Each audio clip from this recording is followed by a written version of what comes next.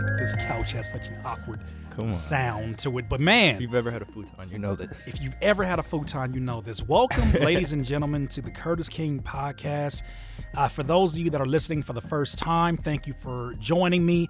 This is a weekly podcast in which we talk about many different topics, really ranging from mental health to music production, but anything that has to do with the lifestyle and the mindset of a music producer, I like to cover in this podcast. And every so once in a while, we are joined by a special guest.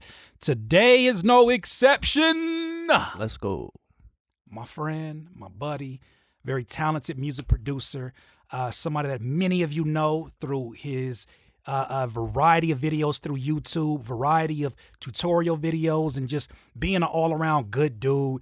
Lifestyle Did It. Thank you for joining us, Thanks man. for having me, man. Of course, man.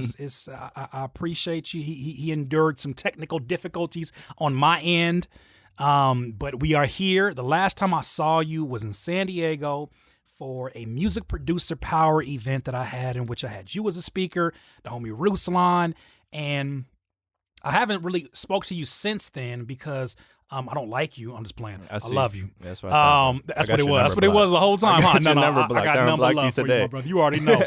But no, I haven't spoke to you because I think you just been moving around like crazy. I've been moving around like crazy. Yep. And even at that time, you were kind of transitioning between different things. But the reason why I wanted you to be involved in that video, but the event, and even be involved today with the podcast and the cook-up, is because I think that you have tapped into something through your video content that is a very rare characteristic of folks that are in that YouTube sphere or content creator sphere, in that what you get, like what you see is what you get. Right. And I feel like you've always been able to translate that to your audience, and it's created a very unique experience, at least when I'm watching you through your YouTube. But first and foremost, how you doing? I went through a whole lot of spill, but how you doing? I'm doing good. Should I do one of those interviews where I'm like, yeah? No, you're good. That's when you got a host that can't stop talking, aka me. But I got That'd you, be bro. so awkward. But no, man, I definitely appreciate you joining me. How you doing today? I'm doing good. How have you been? Real good. Period. Cold, feet cold, waiting for summer to come back. But I've been good. You and I happy both. to be full time off producing now and just having fun, enjoying everything I'm doing. So it's just been amazing, honestly. I feel like when we had the event, you were really fresh into doing this full time. It was one day. Wait, do you remember the day it was on? I remember because I remember saying up there Wednesday was my last day, so it's either like it was had been the day before. So I think I think it had already been my last day. So then that last week. So how has it been for those who aspire to be at that level or aspire to work at music full time?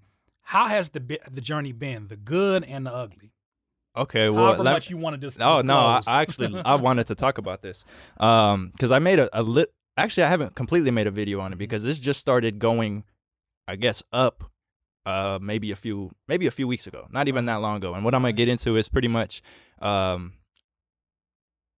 Oh, my bad. You're good. I didn't know if that was messing up. You supposed to act like nothing's going on in the background. No, I can't, because now that we do video stuff, I see something not right. I'm like, yo. See, for those of you that are listening right now, you're like, what the hell's going on? But those who are watching, you see, we can't turn off the back end video production brain. He just stopped right now in the middle of his topic and was like, are we still good to go? Or is something going wrong back there? It's what we do when it's just us, right? We're like talking to ourselves, but I'm sorry, continue. Okay.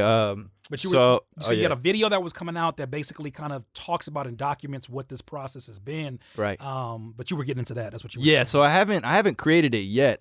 It's cool that we're about to talk about it now. So basically, what he was asking was transitioning from my job to doing this full time. There's good to it, but there's bad to it, and we probably will relate on quite a bit of this, maybe, because I know you had that job a long time ago, but I don't know if that happened. It could have happened then, or you pushed it away and then it happened 10 years later, whatever happened. So for me, I had been working for 6 years, like janitor jobs, like really cleaning up, like all types of nasty stuff, like just gross, bro. Throw up, like feces, everything, hands in toilets, like kids would do. I'm just put the weirdest story because I want everyone to know what kids do at schools, bro. Like when you're doing this stuff, I went to unclog a toilet. Oh, no. And it's full of everything, like everything that could come out of a body, which made no sense because it was piled up. Wow. So I'm plunging it, and then I'll pull the plunger out and it will go down, but then it will stop again. So I'm like, yo, like, what is this? Like, is there underwear in here? Like, you know, there was a whole child you will in there, find wasn't full there? underwear. And then also I do it again and I keep hearing boom, boom. And I'm like, yo, what is that? Like, and then I do it again, bro, in the plunger because it was probably like this big. Pause. An apple was falling out.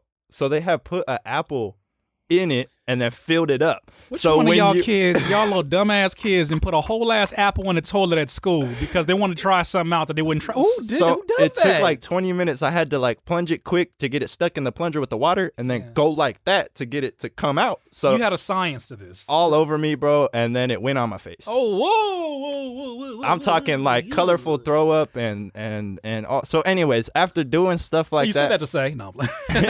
For 6 years, I always had this weird feeling in the back of my head because I was working around, you're at a school, right? I was at a school for almost 2 years doing that. So you're around all types of people. Right. And then before that, I worked at a movie theater. So you're seeing sometimes up to 8,000 people a day if a crazy movie comes out. So I'm surrounded by so many people, and then I go home and I want to be alone, right? I love being around all those people, but then my 8 hours in the studio isn't hard because that's what I'm going to ask you too. You were still you were no pun intended, knee deep in the YouTube while you were still doing this type of work too. I had when I transitioned from the movies over to the school, I was working both. Okay. And still doing YouTube. Did your coworkers know of your it was slowly picking up. On that, when I first started, I probably was like 17. No, I was 16, sorry. So by the time I was like 18, 19, I think I started my channel. Right. And it was like, I don't know, like, 300 subs and 1,000. And maybe by the time I left there, maybe 10. I can't really remember because at the school was when it was really going up. Right. But there, it'd just be like, oh, like no one understands what you do. Even to this day, like when I'm like, oh, I'm producing, like, oh, like that's your, like, you don't work anymore? I'm like, no, I do that. And they're like, what do you mean? I'm like, oh, like, I feel like if it's not like, oh yeah, I made that song for the Migos, then it's confusing. That's the only thing that you could ever have right. as a career It's super confusing because it's just like, so you try to explain it and it makes sense, but I get it. So anyways, I had this conversation with Payne, DJ Payne, on an Instagram live because I was currently working at the school. And he had asked, like, oh, are you still working? I was like, yeah, I actually do. But I can quit if I want to. Like, the financials are cool. I've put money away. Everything's good. Like, the business is doing what it needs to do. Right.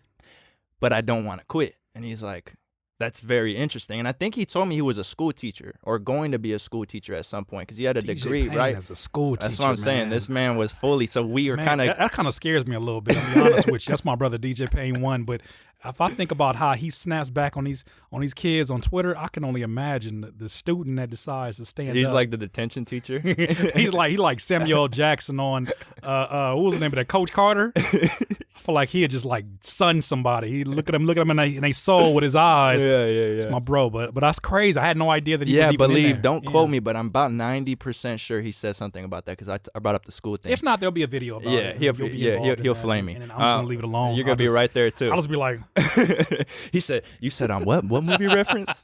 So I had told him that I had this very interesting feeling that if I completely left this job, like that was the only thing holding me back, was like my brain being like, I wonder if I could go from being around so many people for 6 years while working jobs and doing this to solitary completely, right? I'm because I'm changing my life, right? I had already moved out. I'm already living on my own with my brother at the time. So that changed. A few family members had moved out of state. At all this at the same time, our dog we had for like 10 years had to get put down because he got sick. Literally all that. And then I left and moved in. And then I was like, okay, now I got a new job. So that already switched. So the only thing that was consistently the same was my girlfriend, her family. So when I go over there, it'd be cool, right?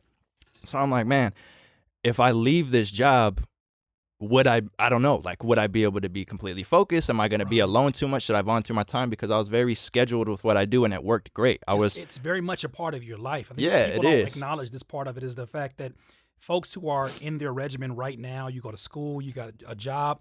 The thing that people don't acknowledge the most or don't think of is the fact that this is a real lifestyle change, no pun intended. Right. A real lifestyle change in that you are changing something that is your security, that is your everyday to day. Yeah, there's parts of it that suck and that you absolutely hate and you would love to see change. But then there's parts of it that you know are going to be consistent. Your paycheck, for instance, who you work with, who you have to deal with. Then you get into this side of things, and customer service is a variable every day.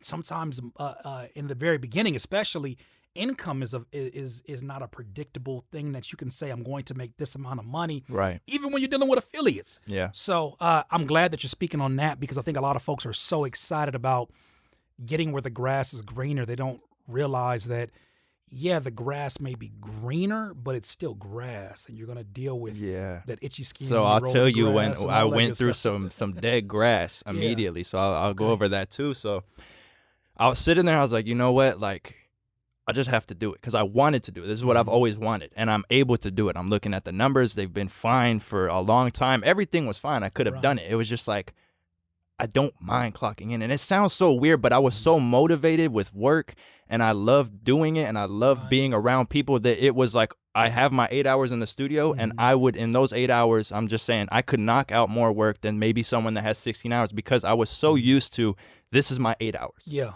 And then I'm going to be at work. So at 2:30, I got to go to work, p.m. Yeah. Right? So my schedule was kind of crazy, but my girl's going to school full time and working. So it's perfect. Like, our days matched up. So Monday through Friday, I would wake up early, like 8 or 9. And then from that time until about 2:15 p.m., knocking out whatever. One day's all videos. The next day's all editing, right? So I'm putting out, at that time, I was putting out like 2 videos or a video every other day. And then clocking into work.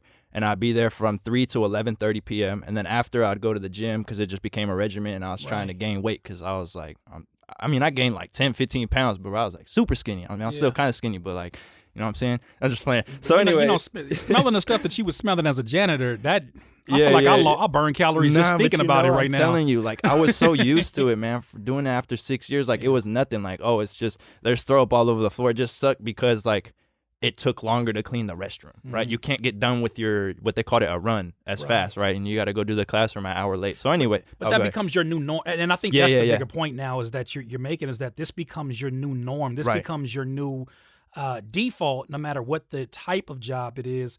And correct me if I'm wrong, it seems the fact that you already had that money saved, the fact that you already had the security that if you lost this job, it wouldn't be the end all.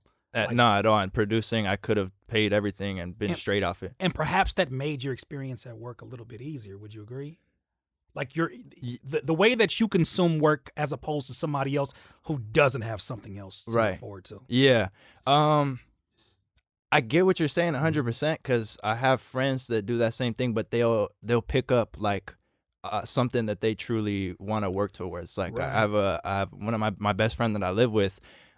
He's starting like a clothing line, and every single day he studies every single thing about fabrics and this and that, because he's working his job too, but he wants to have a top-notch clothing line. Right. So what he does, and exactly what you're talking about, is he doesn't like clocking in where he's at. It's not bad, but he wants to do something else. So he found something he loves, and every day he comes home, he works at that. So he has something to like look forward to, right? So the job becomes like, oh, this is, and that's kind of what I've always told people. Like, if you don't like the job, like, I mean, you're going to have to find something you like regardless. Sure. And it doesn't have to be entrepreneurship or anything like that, or building your own business.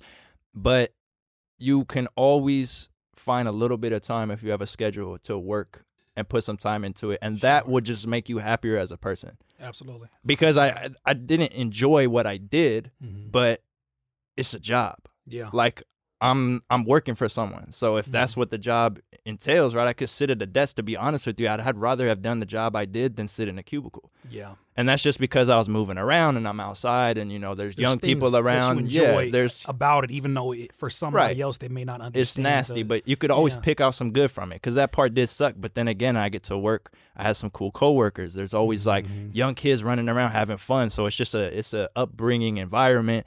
And then at the end of the night, you know, it's only you and your coworkers, and it starts to kind of slow down. You finish all your work, and you're kind of just hanging out doing what you have to do. So it's kind of just like just a great environment. But to get back to the point, I knew that I wanted to leave, and I could, and I could have a year before that. Right. So I just said, okay, you know what? Like, this is the only thing holding me back, is me worrying about, damn, when I quit, am I going to go through some mental challenges or something like in my brain because I'm about to cut out 90% of communications. I'm gonna cut myself out from the world. Sure. Right. So I said, fuck it. And I did it. And I was happy and it was cool, but it wasn't like the dopamine spike immediately I thought it would be that I feel right now. So I knew, and my brother's really good. You know, we always have these deep talks, kind of what you and me do. And we go real deep into like just kind of picking ourselves apart, learning and like growing, you know, and figuring out things. So I just was having talks with him. And it got to the point when I was even, you know, in the car with my girl, we went somewhere and I just broke down in the car, but I was like, I don't know why, like I'm doing everything I ever wanted to do. And I don't feel as happy as I did. I was like, I don't know like why, like everything is how it's supposed to be, right? Right. Over time, I started to figure out all it was I drastically changed my life. Yes. And I drastically took away human beings because when I was around her and her family, I felt good, right? In the studio, yeah, but it was just, you wake up, if your studio's in your house, you're in your house. That's it. You're in your house. So I'd go to the gym, but you don't communicate at the gym, right? You just work out. So everybody's there to do a job, and I guess that's kind of the introduction to what when we were both, you know, when you were in high school and I was in high school. I'm sure it's the same conversation, even though we got years apart. It's the same conversation in that when you get into the real world, this is what it's going to be all about.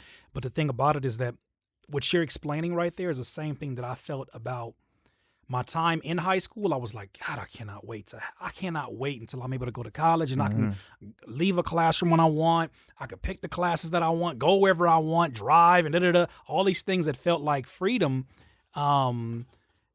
Didn't feel like that when I actually graduated. And I was look back like, damn, I'm kind of going to miss this regimen. I'm going to miss these people. I'm going to miss being forced to be around like this. Yeah. That and then also too, you miss how easy it is because you realize how easy it is for you to live what you're living.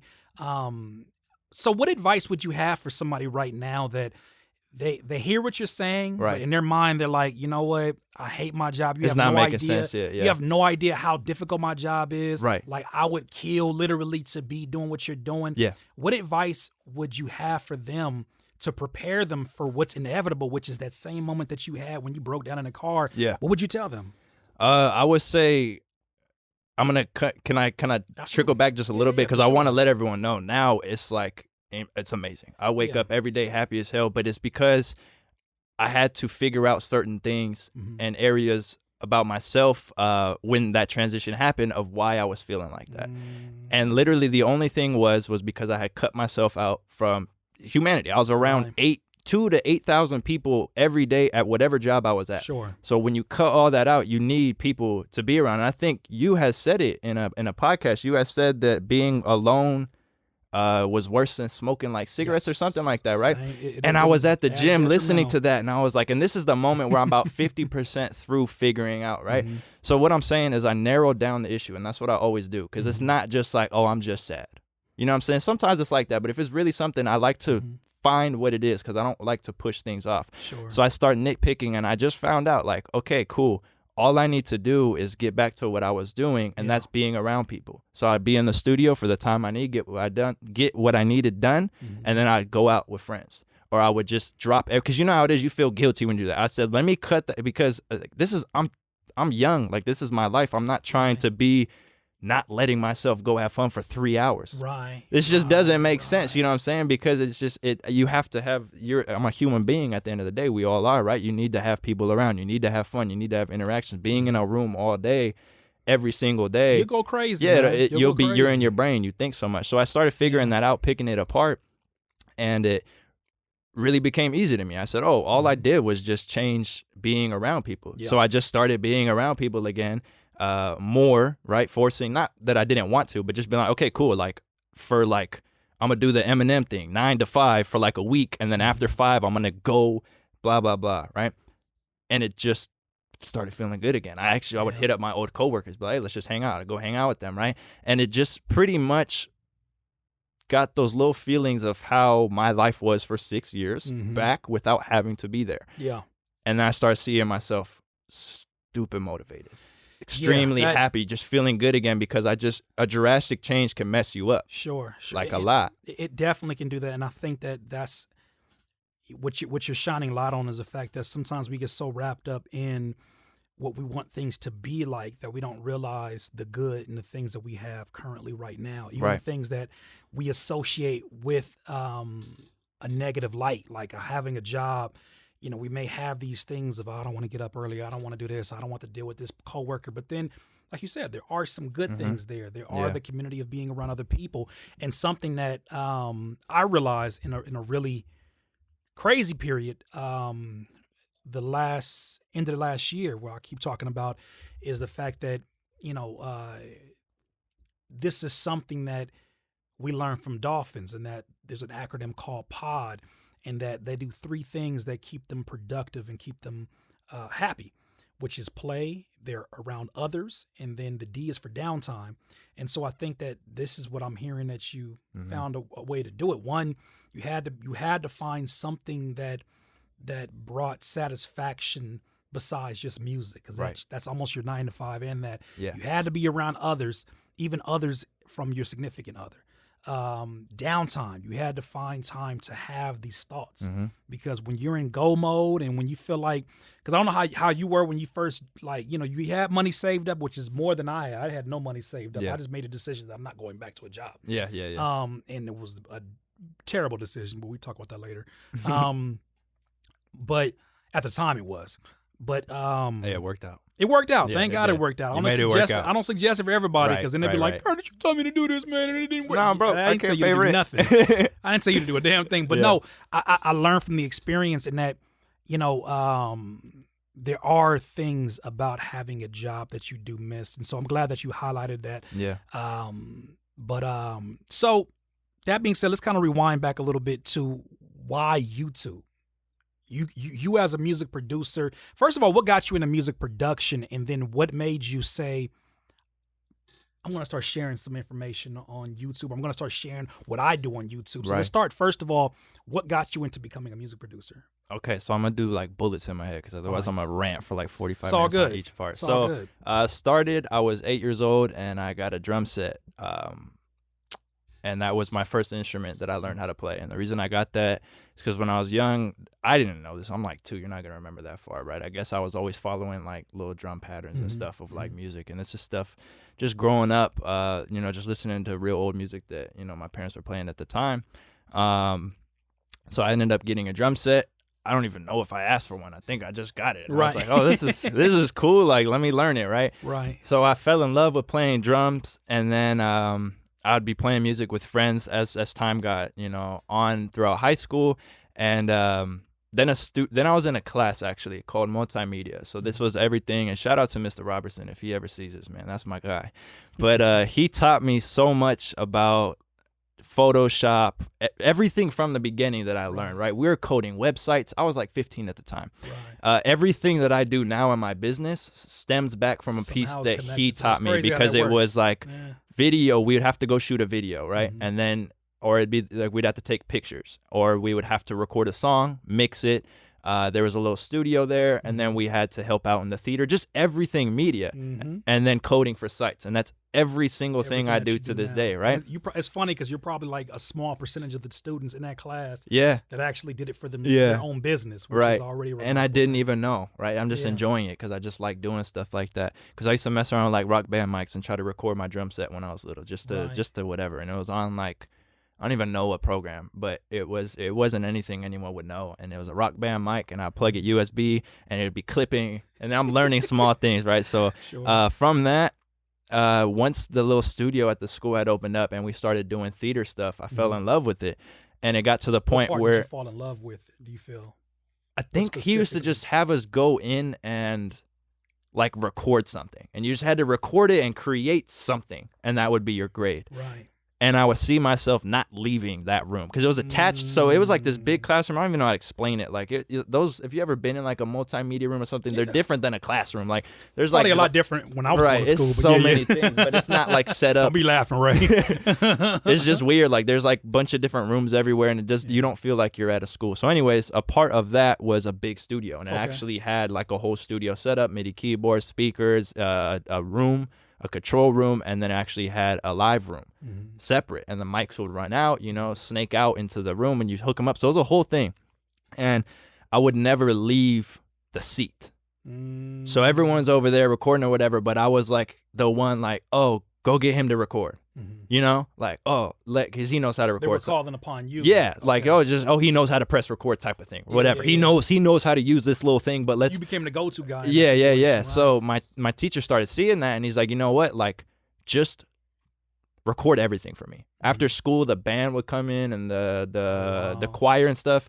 And this is the type of dude who was real cool. Like, you could go out on lunch when you were like a senior, right? So I'd go pick him up food and come back. And I didn't have a last period, like a last class, but I would stay in the studio. And then after school, he'd be like, oh, do you want to stay and record? I have the choir. Like, can you do that for me? Right. Whatever. And it was like, at this point, it's not a part of like his job, right? This is just like, there's a studio, he's that teacher, and the band teacher wants to record his people singing. So I start doing all that. And then now we're in the theater, the live theater, and I'm running the soundboard. So I start falling in love with all this, and I'm just asking him questions, and he's just like, yeah, you know, I used to like mix. I had this whole console, and he's just telling me like he has some crazy gear, like a lot of money. Like the boards he was talking about, I was just like, whoa, because at this point now I'm full in. I'm buying books. I read Pro Tools for Dummies front to back probably 3 times in the library at school. Yeah. Never used Pro Tools. I used Cubase. First chapter, and then I closed it and realized that I was a dummy. That they were, no idea what I was about. reading at the time. I'm just reading everything. I see, like, you know, when you first start off, whatever, it's just like compression. So I'd be like, okay, I don't know what that is. So I had a notebook, write that down. I'll study that. And then I read, okay, I know a little bit of that. Oh, I don't know that. So I'm just reading this whole Pro Tools book with no plan to use Pro Tools. It's just a book. You're just reading it for almost pure enjoyment. Right. That one of the guys at this other studio in town had given me. Ended up being on Cubase. But anyway, so I'm just going like full on into this engineering thing and learning every single thing about engineering. And then I'm doing it at school. So I said, okay, I want to do this at home. Like, this is cool. I want to record people. So I went out and got a job. And I was like 16. I applied it, and I ended up getting the job. And it's super part-time. I think I had to save up probably for like 5 months because I'm only working like Saturday, Sunday, maybe Friday night. Yeah, you got to definitely get So yeah, it it took, I don't know, 5-6 months. I finally took all my money out, went and bought some gear at Guitar Center like 17, and started recording. My best friend Tim, that actually came out to the San Diego meetup too. And he was rapping at the time.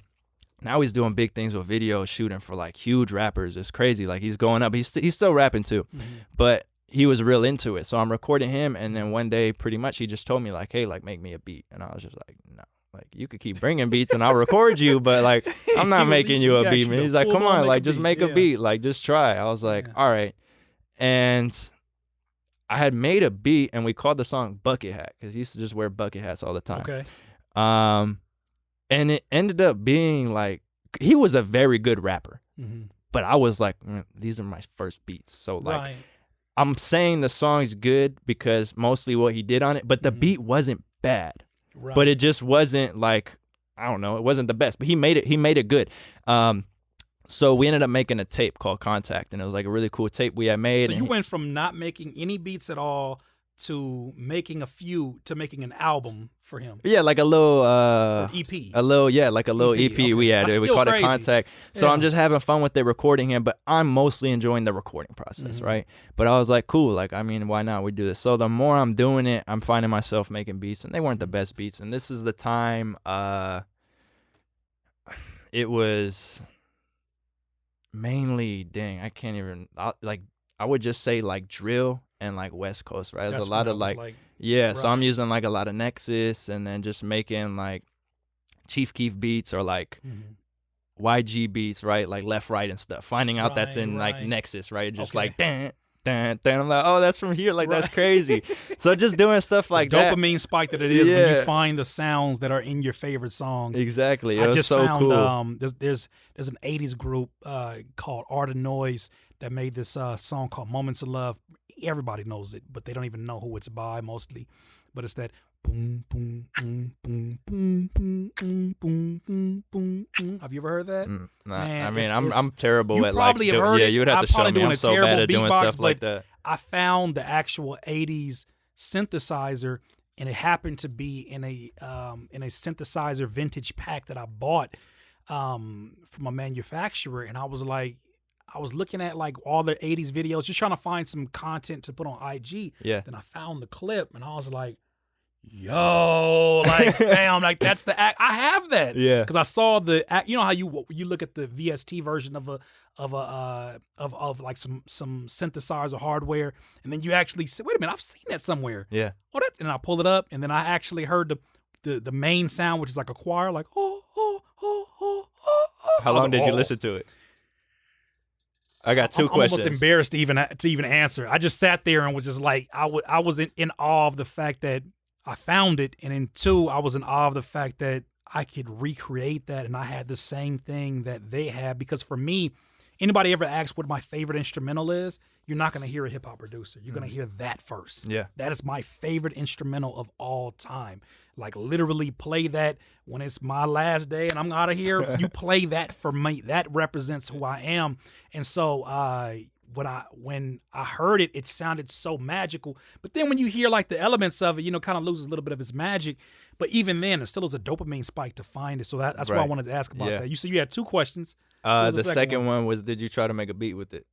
No. Nah. I just wanted to. I just sat there and literally found the keys and sat with it and looped it. Yeah. Because I saw it, and which was going to get into the next subject, which is YouTube. I saw it on YouTube. Right. I saw a YouTuber that said, hey, here's the actual name of it, and here's how you patch it together. Because I guess the actual hardware that they had was almost like an internal FL Studio multi-channel layout. Yeah. And you could like take the sound and like clip it and kind of like design it to your liking. Oh, I think I know exactly. I think who's the dude that does Snare Jordan? The drum kits. You're talking about Snare Jordan. Who was that? If we both don't remember, this is bad. With a J. What is it? Bro. He told me I have the most unhip hop name of all time. It's slipping. Jake. What is his name? I hate when this He had a happens, man. project with Freeway because we're not in that mindset. That's what it is. He has stuff with Jake One. There we go. Yes, sir. Okay, Jake so One. Yeah, I he think told he me I has got the most. Is that the he machine told you're me- talking about that he uses? The keyboard, you could chop the whole full sample chops and It's probably a newer version of that. Yeah. This is like pre-MPC. yeah. This is like literally where it's a computer monitor. Oh, never mind. When you watch those like late 1970s, Yeah. early 1980s. Okay, boomer. This I'm is just called playing. exactly. but it's like a Yeah, no, vintage no. video on YouTube. Like this is a synthesizer. When Yeah. you watch those old clips, Yeah. and I'm watching it on YouTube, and I'm like, there's no way I'm gonna ever have Right. access to that. In Plus, the back, I it's was just- born in '85, so I'm like, yeah. And then I got that synthesizer, and I found it. I was like, yo, I own that one. And so I started playing around, and I found it, and then I saw a YouTube video of like, this is the actual sounds used in it. I just said that to say like that's such a magical moment for music producers when we're It able is. to find that. But Yeah. I'm sorry, I was cutting the Oh, middle no, of your you're story. good. You were saying that So I'm gonna speed it up because I told finding you. all of this stuff. I told you we would do it. I told you we would do it. I know us, and that's why we've already gone over my usual timing, but it's good I got because you. I got this you. is a good dialogue, and I definitely want to get into a few topics before we end here, which is why YouTube. I'm I wanna like get one into sentence away from that, so I'm handle gonna your get to business. that. Handle So your no, go business. ahead. Go ahead. Throw Why you. YouTube? Uh-huh. I also want to know, what are your future plans? I do want to touch a little bit briefly about, something that you called me about, the whole situation with the, the sounds and all of that, and kind of enduring that. Because remember, you called me at a time where you were like, man, I don't know, like how to go about this. How Right. did you deal with your FL situation? Yeah. And so I think that I would like the opportunity for people to hear it when it's not so like okay, I gotta prepare this for them to it's just under a unbiased conversation, but we'll get to Right. that. But I want to get to what brought you to the YouTube sphere, because I was very late to this YouTube sphere Yeah. myself. So pretty much after trying to remember, I know we veered off after. So you were saying that you were going through sounds. Oh, yeah, I was and making- you finding okay, the so I was beats, starting to you had a make whole beats, EP with yeah. you, bro. Yeah. So at that point, I just started completely making beats and recording artists from where I live. So I was fully engineering out of the house and then making beats and selling them online. I kind of got into that a little bit, and then it kind of reached a point. I think I was probably, I don't remember if I was 19 or 20. I want to say I was probably 19. And I reached like a weird point where I thought, I don't know, like I was about to turn 19 or 20, and I thought for some reason, I can't remember this far back because that was like 4 years ago, but I was like, dang, I'm about to be old. I don't know, because like you're 18, 19. So then when 20 comes, you're like, oh, I'm old man. So, but it was just, but that was just those little points, just out of high school, whatever. So I was like, dang, like I got to figure out what I really want to do because I liked like making beats but I didn't want to necessarily record people anymore. Sure. And I didn't want to just be posting beats. So I ended up thinking of what I truly love doing, and that was really teaching because I'd always find myself when I was in the studio with artists and stuff, probably 2 hours over the session, like not charging, just explaining, like, oh, look, this is why, like, this is reverb, this is how you get it in time, like, this is why, we'll pitch correct a little bit before we send it into auto-tune, and just things that, like, they found cool that maybe they wouldn't really know about, and that I was just like, oh, you find this cool, like, let me nerd out. So I was like, I kind of like teaching. So I was like, and that's how I found you on YouTube. Was when I as the first video I ever saw from you was how to sell beats through Instagram. That was the first video I ever saw, but it's you in that position of teaching, and it seems like it kind of goes back to even what you were talking about, how you picked up the Pro Tool for Dummies book and you just read it. It wasn't something somebody had to assign to you. It was something that you wanted to just be a sponge of information, and now it's sort of your default to teach it. So as you're teaching that, was it somebody that brought up the conversation? Was it something that was kind of like? It was like a turning point to where I was just kind of like, I need to figure out something that I want to spend a lot of time doing because I like making beats, but like, what can I make a career that I will enjoy 10 years from now, right? And that I wake up every day wanting to do. And I loved teaching, and I had never thought about doing that. And honestly, I don't know if I was just dumb to it, but when I first started making beats, I didn't even know to really look for tutorials to make. Like I'd never, and I think back on that a lot, like I never thought to type in on the internet, like how to make this beat. Because I was just making beats and trying to get good. And it was only because all my time was surrounded by artists. So I was just like, two of my friends at the time were rapping, and then everyone that I'm recording, most of my time's engineering. So I'm making beats around them. So I'm kind of already figuring out like, oh, this doesn't sound good because they can't like have a flow over these type of drums or like blah, blah, blah, blah, blah, too many melodies, that.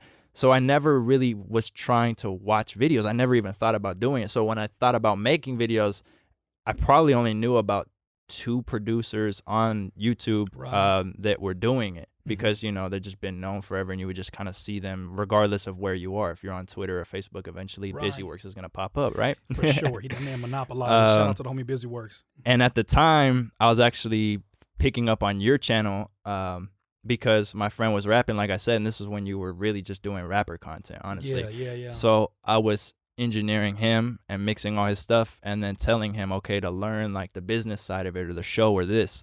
I don't even know how you popped up on my YouTube because at that time, like I said, I wasn't, but this is pre me having YouTube. I probably went on YouTube to watch. I have no idea. And your stuff just came up one day. I'm pretty sure I was watching like Gary V type content, not Gary V, but that type, because that would bring you over. Like if it had anything to do with producer marketing, exactly. So marketing would come in, right? Yeah. So that was the first niche that I really tried to go after before it became the mental health conversation. It was marketing, right? Because that was what you geeked out over. Pro Tools, I geek out over marketing. Yeah. So I put him onto that, and I was like, hey, just watch this dude for everything that I'm gonna have this stuff mixing. We're gonna be doing all the music stuff, but you need to learn this, and that. And this is just a random dude I found that's really cool about doing it. And it was wild. So we would actually just watch him together because I start hearing him, listen to him more. And I was already watching a few of your videos too, but I was trying to make it make sense for what I was doing. Right. And few of them would. But the more I'd hear him listening to them, it came to the point where we would really just be both listening to your videos. So it'd be like, we had times from like 9 to like 11 a.m. where we would just like consume. We had lived together since like 9th grade. He still lives with me now. He's one of my best friends. And it would be like to learn marketing in the morning. So it'd be like whatever we're reading, we'd be drinking. We'd just get coffee real quick, right, at the house, and then sit in the studio, but like how we're sitting now, and just like read. He would like submit to blogs, and then we'd be watching your content. So it was cool. Yeah. So then I start the channel. the first video I think I did was actually the BeatStars, like how to upload beats to BeatStars, because at that time I was using my Flash store, which is Airbit now, right? Airbit, yeah. So my Flash store, BeatStars had, became the movement at the time. So I was like, okay, let me make a video on how to upload beats, because I was getting like random DMs. And like I said, I didn't have a full channel yet, but it'd just be like people like, oh, what do you use to sell your beats? Right. Maybe even just some friends from, whoever was making beats. Nothing crazy. I probably had like a couple hundred followers, right? Okay. Just the high school Instagram stuff that I had. So like, cool, like it is kind of confusing, because it was confusing for me too. So I'm like, let me just make a video on how to upload. So I didn't have my face on it, I don't think. I think it was just a camera, a screen recording and a mic. Sure. And I'm explaining how to upload beats. And then the next one I think was a hi-hat tutorial on how to make like the triplet hi-hats and stuff like that. Because at that time I was hearing a lot of people doing it, and I didn't know how to do it, even though it's easy. Right. Now that you learn it, right? Like, oh, you just put it here. Easy a lot of that stuff is. But I was so used to the old drill beats where I was just doing the shortcut. I can't remember what's in front of me, but Alt or Control, whatever it was, right? So it'd be like but I didn't know how they're getting the like the triplets, right? And this comes from me playing drums, and it's as easy as I should have probably read the damn FL book like I did the Pro Tools book, because then I would have known where the time measurements are. Sure. I didn't think it had it. So I'm just sitting here like, oh, this is the only way to. So anyways, I had found the time measurements. I'm like, oh, cool. So now I start trying to get those type of hi-hats, and then I would try typing that into YouTube, and I couldn't find anything. And I'm not saying I was the first one to do it. I'm guaranteed I'm not at all. But I just personally couldn't find one. So I was like, I guess that would be a cool, maybe there's other people looking for it too. Yeah. So that day taught me something that I use all the way till now, which was, how do I type stuff into YouTube? Because I'm pretty sure a lot of other people do, because it's not very like how to make triplet hi-hats in FL Studios. It's going to be something dumb like how to make the, you know what I'm saying? How like to make my hi-hats roll. Yeah, or how to make the ta-ta-ta-ta hi-hats, so, right? Something like you, I think there's a difference between what we intellectualize when we think about like, how do I make my video discoverable? And we'll say, how to automate hi-hat roll. Nobody's typing that in. Yeah. That's for us, because that's what the actual terminology is. How to main snap and switch between time signatures. Nobody's typing in it. Right. They're looking up hi-hat rolls and then nothing else. Yeah. FL Studio 20 or FL Studio 12 hi-hat rolls. And maybe like, South Side, or maybe at the time, maybe when I first started in there, it was like Lex Luger. Like, they're not looking for those things that we intellectualize about. So I think it's always important to keep that perspective of, did I go too far into the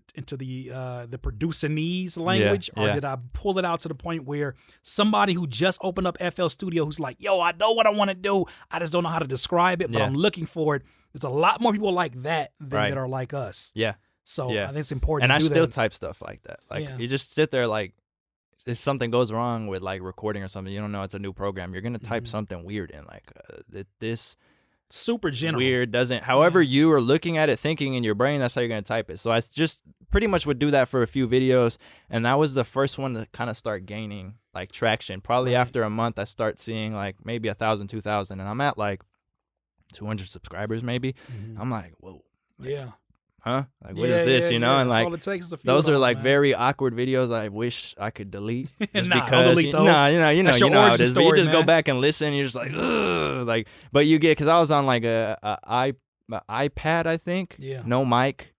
I don't even think I was using OBS. I forgot, and it was just very loud. And the camera. Someone would ask me like, how do you get that like crop? And I'm like, oh, it's not, like, it's literally an iPad, because it would be like this long on the screen, but so it's just like, it was a weird how dimension. are you cropping how it like doing that? And I'm just like, oh, it's not even cropped, like it's just it's an iPad. So like, you made it work. Yeah. What you have, and I think that's something that holds back a lot of people, is that they wait. And they keep telling themselves, I'm going to wait until I get this equipment. I'm going to wait until I align myself with a videographer. I'm going to wait until what? And you wait to the point where you never get to do it. And when you actually get to sit down, you can't even think about the first thing to do, because you haven't even practiced. And I think that's what that period of time represents. The first 200 to 400 videos were shot on my iPhone 6. using what they call an hollow clip lens that gave me a wide angle, because that iPhone at the time didn't have a wide angle lens. So I had to figure it out. Then I went to a camera shop and I found a Rode microphone that I could clip on like a lapel. Like I clipped it on, and it was like, you got to figure it out and do what you got to do, because nobody else is going to figure it out for you. And two, if you love doing what you do, nobody has to like finagle you or finesse you to do it. You want to figure it out, you'll want to do it. So that being said, obviously, you know, your channel has skyrocketed and it has transitioned from just the iPad. So now you got, you know, the professional layout with everything, and you've come such a long way in this journey. And this is for, I guess, you're talking to someone who is probably getting ready to go on the same journey that you have. How about this? Give us something that was really, really great about doing YouTube, and then something that was like, what's the good and what's the ugly? You got to think about it. Like, what's one thing that you can think of that you're like, I don't like that. Yeah. But you know what? It was worth enduring because of this. So I think for that, when you're any type of personality, I guess that's what they would call it, right? Like someone in front of a camera is a personality, or like terms for it. A person in front of a camera. For like that's like your occupation, right? Or that's what you're doing with your business. You have to show up, and I think the part that a lot of people don't think far into is when that's going to be your main part of the business, right? It's like, well, we're in front of a camera again. Like, it's not even like, you know, I didn't know you were going to record it. So whatever, but we're used to it. So we're in front of a camera again, right? So whether you're sick, you might be sick for 2 weeks, but you have a product that's launching and you have a video that comes out, or you're just down in the dumps for a month, because we're human beings. Like, your business is built off you showing up, right?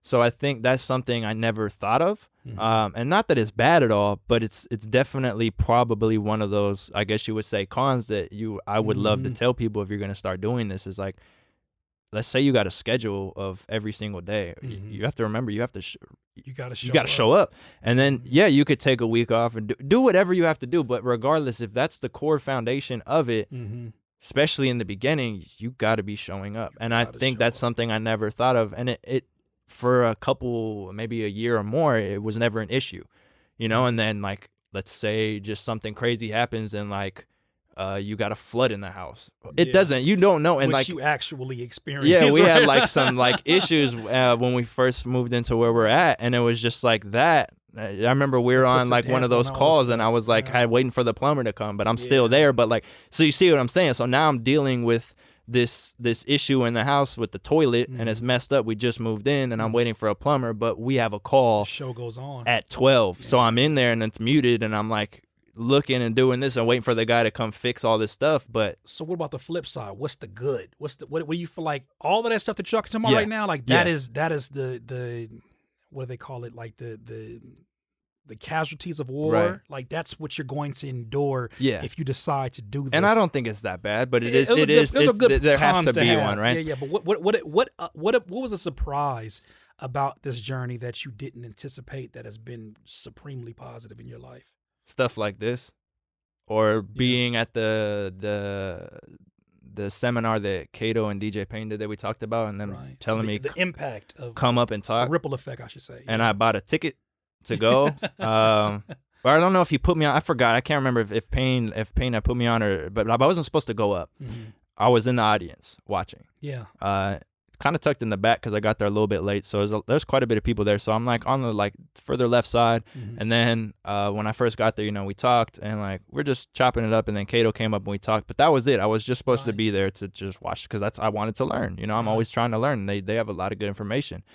And then randomly he comes up on the left side, sits behind me. He's just like, we're just chopping it up. He's like, oh, what do you think? Is it cool? Like everything sounds good. He's like, yeah. I'm like, okay, cool. He's like, would you be down to talk in like 3 minutes on the next panel? And I'm like, wow. He said, what? And he's like, oh, would you want to come up and talk? And I'm like, yeah. And he's like, wait, what? I'm like, yeah, let's go. Yeah. And he's like, oh, just like that? Like, yeah. I was like, yeah, let's go. Like, come on. Like, I do this every day. Like, I mean, I'm not going to say I wasn't a little bit nervous to talk, but it was like, I turned it on. I'm used to this. Like, I speak. The camera is more awkward than talking to people. Yeah. Because when you first start, you're like, I could look at this now and it's not weird to me. Like, I know it's just you and me, but someone's watching this. At first, you go to look at that camera and it's like, it says nothing back. Yeah. Like you make we talked about this. You make a joke and it's like, it's just quiet. It's like, let me fix my hair because it's always messed up. Yeah. And it's just quiet. So like you're hearing the canned laughter of a TV show and you're like, yep, pause. You're waiting for something and nothing ever happens. So no, that's the awkwardness of being on camera that I think a lot of people never get past. Before we end here, because I want to make sure that we end on a positive note, I want to touch on a little bit about what to me it felt like it was a very challenging period in your YouTube career. And you know, I remember we had conversations back and forth about, how do I go about this? What did you endure? What happened when you decided to be, it sounds crazy, but when you decide to be completely transparent with your audience and let them know, look, there's something that I made a mistake on. I know you guys look to me as a voice of authority, a voice of someone who's doing things the right way. But hey, I did something, I messed up, and I'm fessing up for it. And nobody's putting a gun to my head to do it. For me, it was my FL Studio video, which I hate the fact sometimes that is the video that's probably going to crack 1 million first for me. Has it not yet? It's like I feel like I've been hearing you say that so long. I'm surprised it hasn't. It's there. Yeah. Probably this year it'll happen, but but it's there. It's there, and I'm proud of myself for standing behind it and not like trying to cower from it. Like it became my new movement. Right. Go legit. You had a situation that dealt with some sounds and it dealt with and I feel like people gave, like there was a lot of folks who understood and they applauded you. Right. There was a lot of folks who kind of gave you, I don't know, like I feel like they approached you unfairly and they didn't understand that you came up under a generation in which that was the way sound design was taught to you.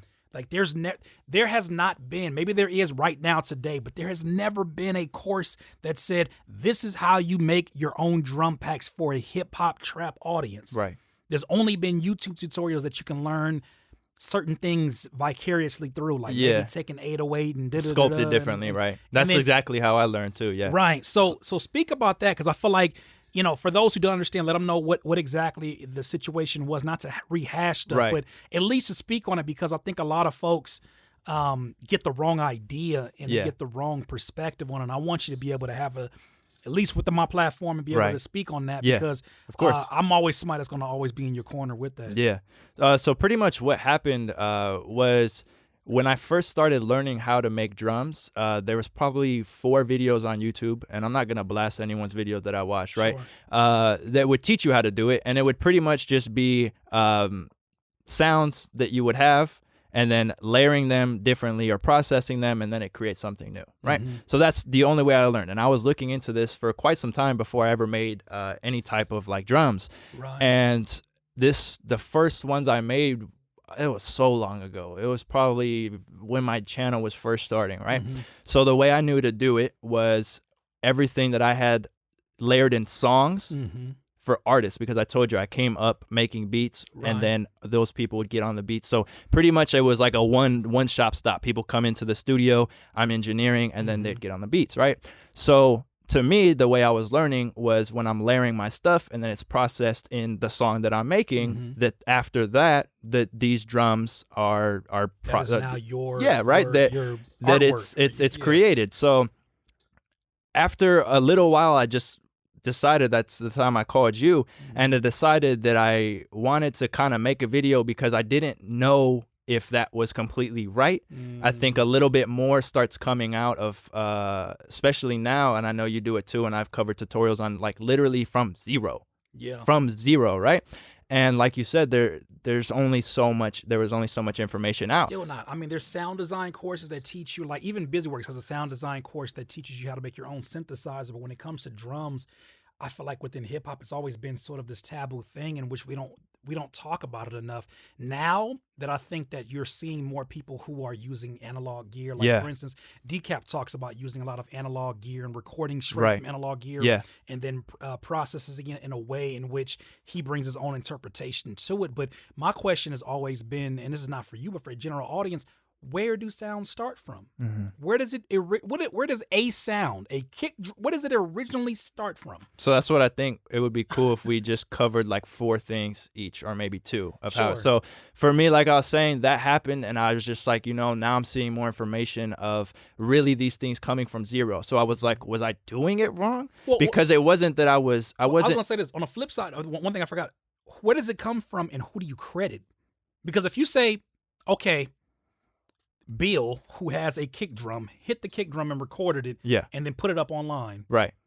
Is it Bill that you give the credit for sound designing that sound because he has to mix it to his liking, or do you give the credit to the person that created the kick drum and all the tones that come along with it? I see what you're saying. Like, how deep does the rabbit hole go? And that's why I think people don't have that conversation. Layer would have to be permission. Right, so if it would just be like reaching out, like if it's a royalty free, doesn't mean it could be a repackaged sound. So then you would hit them up and be like, hey, like if I buy this pack off you, but then I do blah blah blah blah blah. And for example, I had just called a guy out in LA to ask, hey, like you're probably, I think I was only one place in LA that had like a bunch of drums. So I call the studio. I'm like, hey man, I got a really weird request to ask you, but I don't have my drum set anymore. I gave it to my nephew, and I don't really have the space to record it. So blah blah blah. Can I rent time out at your studio and come out there and play your drums and get one shots? And he's like, yeah. And I'm like, okay, cool. And then from there, can I do what I need to do with them and affect them, process them, and then create a pack that will be sold with them? And he's like, yeah. It's not a big and problem. I was just like, he's like, yeah, you just got to pay me 50% of $300 if you want 2 hours up front. And then tell me when you want to come. What's your number? What's your name? So we are a genre that obsesses over credit. We obsess over I was the first. We obsess over so many things that, and I say this as a producer that's been in this game for a longer period of time. I remember the same folks and it's crazy because I see like a lot of folks around my age that were the biggest critics of you doing what you're doing, but we are the teachers of this. And if it's never been properly taught, you cannot then turn around and point your finger and say you're doing it the wrong way. It was never properly taught. Even with me, I am just now learning sound design, like from the essence of a sine wave turning into a kick, turning into an 808, how I can flip an 808 and turn it into a kick, matching sine waves of my favorite 808s, which tell me what the ethics are with that, because does anybody own a sine wave now? Do we own sine wave shapes? Like, where are we really going to end with that? Which is a dialogue that I'm glad that you started up, because I think that a lot of folks come from a place of lacking, and they come from a place of, I finally got something. Yeah. And when you come from that place, it's easy to point the finger at somebody and say, you're taking something from me, or that's mine.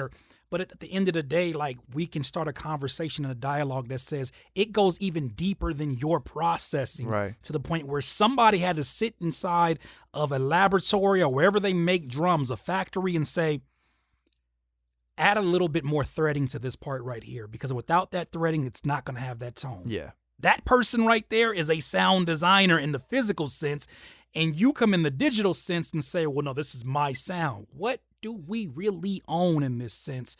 But as you said, there's a permission thing, there's an ethics thing that goes a little bit deeper. And it definitely comes down that we're talking about, for me at least, if I don't feel like something's right, whether or not, I have people tell me like there's nothing wrong with that. It wasn't just taken and put. Because I'll be honest with you, the majority of kits that I have gotten over the years, I've come to find out that my favorite ones have 1 to 3 sounds that I really, really like, because the rest of them sound like something I've heard in either a Ninth Wonder pack, or that's not commissioned by Ninth Wonder, in a Lex Luger pack, they all have the same sounds. Just literally somebody said, I'm going to add a little bit more reverb, a little bit more tail to this kick. Right. Or I'm going to add, instead of the snare having a live sound, I'm going to give it more of a trappy sound or an analog sound. Yeah. Like, these are things in which they're tweaking the same sounds all over and over and over again. And when you really get to the foundation of it, we're all literally audio nerds tweaking sine and all these different shaped sounds, that white noise and things that we really don't have a right to say that that's mine. Right. So for me, exactly what you're getting on, I just was like, you know what? Like, now I'm learning from zero. Mm-hmm. So good for you. I don't know if this was wrong or right, but I'm going to make a video about it, be transparent, wipe those. Zero. Site was at nothing. You were even giving back refunds through the business, like out. Told people you could call me. I took everything off the site, right? And I was just like, you know what? Like, this could be a turning point. This could be, the video could end it. Mm-hmm. It's like Walmart just burning the place down. Yeah. Starting over, right? Yeah. So I was like, you're taking anything and I just said, out. Here's the video, and I'm going to learn from complete zero. Yeah. Not if we're gonna take 5 of them, layer them, and switch them, and then process them, and it's completely different, and then run it through analog. So it's not the same, but I don't know if that's completely right. So hey, it's like, check this out. Until it's talked about, I'm going to from zero and then teach from zero. So I decided to make like 4 videos so far on From Zero. I even did a video the other day because, one shots kind of became like trendy. They're not new. They've been out forever. But now a lot of producers want to have them, especially young producers that can't. If I know me back then, I told you 6 months to get some speakers. Yeah. So I definitely would have loved a $30 one-shot kit to not have to buy $500 Omnisphere in the beginning. It's cheaper. So I did a video on how to make a one-shot from scratch, and I literally just took like a glass in my house. It was like a wine glass, I think. Had a real nice tone to it. And it was actually a consistent tone, which was cool. So I hit that, and then I tuned it a little bit, threw a bunch of stuff on it, and then ended up creating this really cool melody, and then said, okay, this is a cool way to create it. That video might be at 3,000-4,000 views. I'm not expecting it to blow up unless it needs to, but it's just when I want to try my best to kind of put out anything from zero. So if someone wants to see from zero, I have some, not that I'm the only one and that I'm the only one doing it, but I'm aiding in this this search. You've helped a lot more than somebody who can criticize what you've done, and I think that that's something to be applauded. That's something that I applaud. That's something I've told you about, is that I'm proud to see you make a pivot, because I feel like those golden moments in our career are not when things are going perfect or according to schedule. Right. It's when things happen unexpectedly that could really derail things, and you pivot and you find a way to still find success in it. You know what I mean? Some people may always feel a certain way towards you. They may always feel a certain way towards me as the FL Studio guy. That's just the way it is, though. That's just the way it is. And I think at the end of the day, you maneuvered it the right way, and it may be something that, same way with the FL Studio thing, it didn't immediately pay off, and I didn't do it for a payoff. But now I look up and I realize the people who are in my affiliate list, the people who are asking me to do reviews of their products, are people that would have never cared, or probably would have, looked at me just another whatever guy on YouTube. They now look at me as an advocate for doing things the right way. And that's a pretty great place to be in. And I think that, there's a lot of videos that I made during that time where people were like, I ain't trying to hear this. Oh my God, I ain't trying to make no. They probably feel the same way about your one-shot videos. It's okay, because especially the way YouTube works, I've been watching videos that have been around for 9 years get suggested to me for the first time last month. And I'm watching it like, I've been watching a lot of spiritual teachings from a Jamaican spiritual teacher named Muji.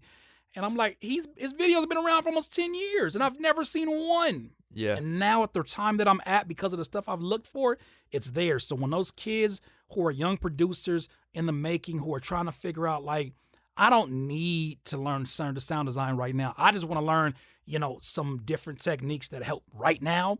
When they get 3 years in, 4 years in, and they want to learn sound design, guess what? Those videos are already there because you decided to make that investment. So nothing but respect and props to you. Let's end it here, but I want to talk about Where can people reach you? Where can they find you? And then what are some things that you got coming out in the future, man, people can look forward to?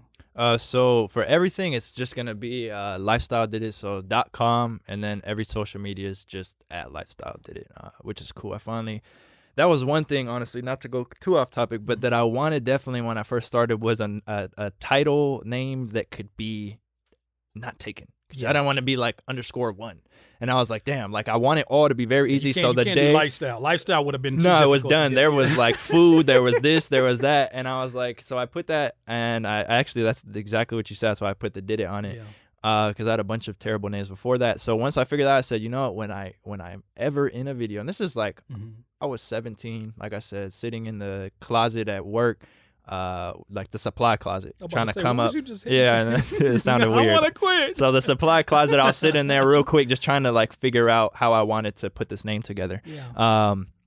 And I was like, when I'm doing some type of podcast or interview in the future, this is pre-YouTube, right? I don't even have the name yet. Like, I need to have something to where I could just say it, and when you type it in, it will come up everywhere. First thing that comes up. Here we are. Here we are. It worked out perfect. I thought I had that with Curtis King, and they still give me one S. Even when they're insulting me, like I'm like, bro, you got to get your insults. If you can't even put the other S, like you're not even insulting me right. You're insulting a whole other person that has nothing to do with this situation. Yeah. Curtis. I'm Curtis. With a Z. Anyways, man, well, we appreciate you being here. What you got planned for the future? What are some what are things that people should look out for? I know you just dropped an 808 pack. Yeah, the free one. The free 808 pack. So what you got planned? Where can they get that 808 pack? That's just 808madness.com, and it was just created from Serum, ran through like Decapitator. I'll just tell all the plugins I use. This cool. I actually have a video that shows how to kind of create the style that I was creating for that, but it was just like Serum made, ran through Decapitator, a little bit of Fruity Fast Distortion. I like it, but it's super aggressive. Decapitator gives like a deep rumble, so that's cool. Saturn has some cool, and then Saturation, and then Kramer by Wave. So those are all really cool. Like that's not the only ones, but just for like Saturation, those are 3 that I always try to recommend. But other than that, what I'm planning this year is I'm revamping the site within the next month, so it's gonna be cool. It works now, but I want to do a lot more with it. Right. You just gave me an idea for the video we're about to shoot right now. Too, yeah. By the way. Yeah. So I'm revamping the site, and this is God truth, and it's not from. But I actually, since I started, because when I started engineering, I was in a subscription site, kind of like you have, a little bit different. Yours is very like you speak all the time. This one was more like we'll meet up once a week, send in your mixes, because it was just like this huge producer, engineer producer. It's not in the rap genre, the rap genre. Sorry, I cannot say that word. And it was really just like just this big engineer, Joey Sturgis, and he had this cool thing called UMR. I think it's just called UMR. I can't remember. You know how this goes. I get podcast brain, bro. Like UMR Academy or something like that. But anyways, I was in that, and I was like, this, when I started my channel, is what I want the end goal to be. What I'm in. I want to have something where I can teach this on YouTube, but in here we could do, here's some vocals I recorded. Here's a beat I made. Mix it. Next week, okay, here's vocals, build a beat around it. And then we send it back in. So all these cool things, I gave away my whole idea. But I've been planning this, and then you dropped your thing. And I was like, that's why I was so interested in asking you a lot about it when I seen you, because I was like, yo, like, I don't know if you know, but I was stupid geeked when you told me. Like, I was probably bugging you how cool I thought it was. I was like, bro, like, you're at 200. You're at 400. Like, do you know how crazy? And then when I met up with you, I was like, yo, like, is it? I remember you were like, we'll get into that because we were talking about a bunch. But I was like, isn't it crazy that you just started this? I feel like I was fangirling, bro. I was like, and you're already at, I think at the event you were at like maybe 250. That's crazy. And I was like, from an outside view, like that's fucking insane. And I was just like, I felt like not a dad, you know what I'm saying? But it was just proud. I was like, man, he's really doing it. Like that's dope. And then seeing you have that success in it, and me always wanting to do one, just added on to like, okay, I've always wanted to do this, and it's working for you. And this is someone I know and someone I'm speaking to. So that is my end goal, is having a spot where you come if you want. You don't have to. I'm not forcing nothing like that. I'll probably still be putting my content out where it goes, but it's going to be a one-stop shop for just really learning mixing, right? Bringing people on from outer genres and just really giving mixing, producing, just a different level of like not critiques, but like it's a hands-on experience. Exactly, like a workshop, workshop. And then there's gonna be more to it, and that's pretty much just what I wanna take this and to. I don't think you have an issue with disclosing it. I mean, always this is my mindset. No matter what it is, it's not the person that's the fastest to get there. Yeah.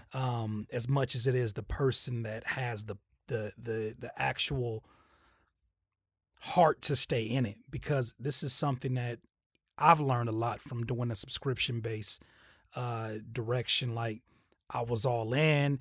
I met a lot of amazing producers and singers and rappers and folks that to this day I never forget their names.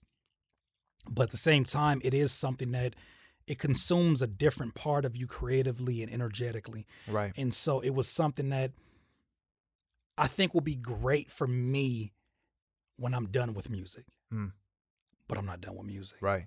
And I think that it really matters what time period it finds you and how much you allow it to consume your day to day. Because remember, I was doing daily workshops, 5 hours a day, Monday through Friday.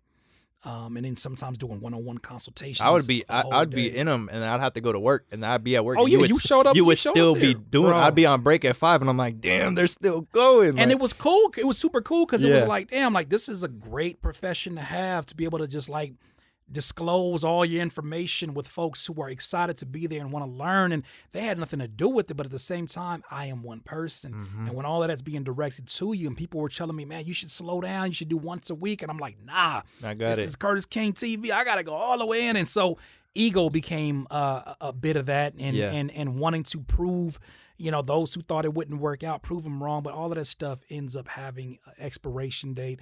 And so I think it's good that you're pacing yourself in it. Yeah. And if it took you experiencing whatever you experienced from my Curtis King TV, it's no different from what I experienced from watching, you know, a Busy Works Beats. You gotta see sometimes you gotta see somebody that you're friends with, you know, that you respect. You got to see them do it in order for you to see, okay, these are the things that I like about it, things that I probably wouldn't do for myself. You need that. But man, I got to say thank you for being on the podcast. Yes, sir. It's I got one. pleasure. I'm sorry to cut you off. I got one go last ahead, thing, for because I know we sure. said we'd do it, and I think it'd Yeah. be cool to like at least 2 each. How to make something from scratch. So like, for example, so people know, like with hi-hats, you could do white noise. Add some, like in Serum, you take some white noise, mess with your attack. In the case of Stain, make it very short. However you want to do it, open hi-hat, make it longer, and then use like a EQ cutoff and cut off a bunch of the low, and you'll start to get the tone, and then you can start to pitch it and add like phasers or chorus to it or whatever, and then use different sound sources, white noise, pink noise. They got so many different. You're actually like, cutting kick into noise. the video idea I had for the second one, but you know, that's cute. That's cool. That's cool. Okay, You my know, bad. that's cool. I didn't want to You're giving it away now. So the idea I had, since we're here now, which I appreciate you sharing it with the audience, is basically I want us to first design some sounds and then just make a beat with those sounds. Let's do it. So, But my bad for cutting in. I was just you like, did I'm kinda always like, okay. you know, Look, if that's you how want- my brain works. I'm so- like, dang, I so, said like, you that, and I explain it to didn't. I 'em. didn't pull in. it's all good. You explain it to them, but now you about to show them, and that's all good. Yeah, So yeah. this generally comes out on a Monday, and then the actual video after that, the cook-up, will be on a Wednesday. But he just gave you a preview. Do you want to give the other one, or do you want to wait? That's on you. It's on you. Go ahead. Go get a second one. Okay. All good. All good. Yeah. Yeah. Give him one more of those. I'm Give good. him one That's more. on you. Throw Give him one one more. Give him one more.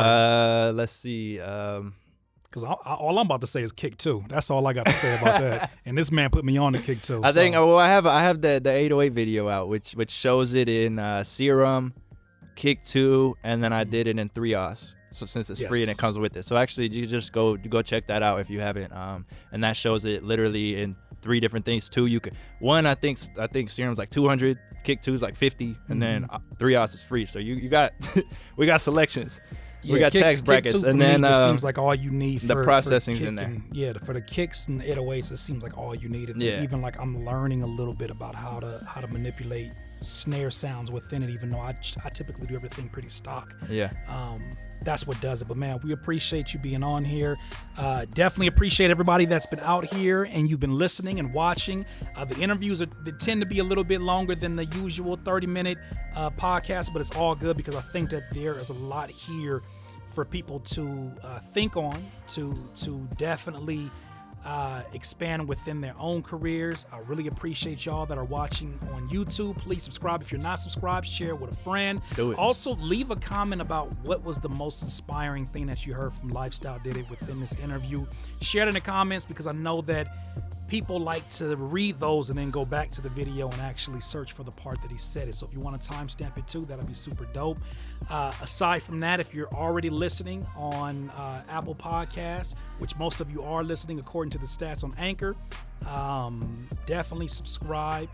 And we look forward to you being around, and we look forward to bringing you new episodes.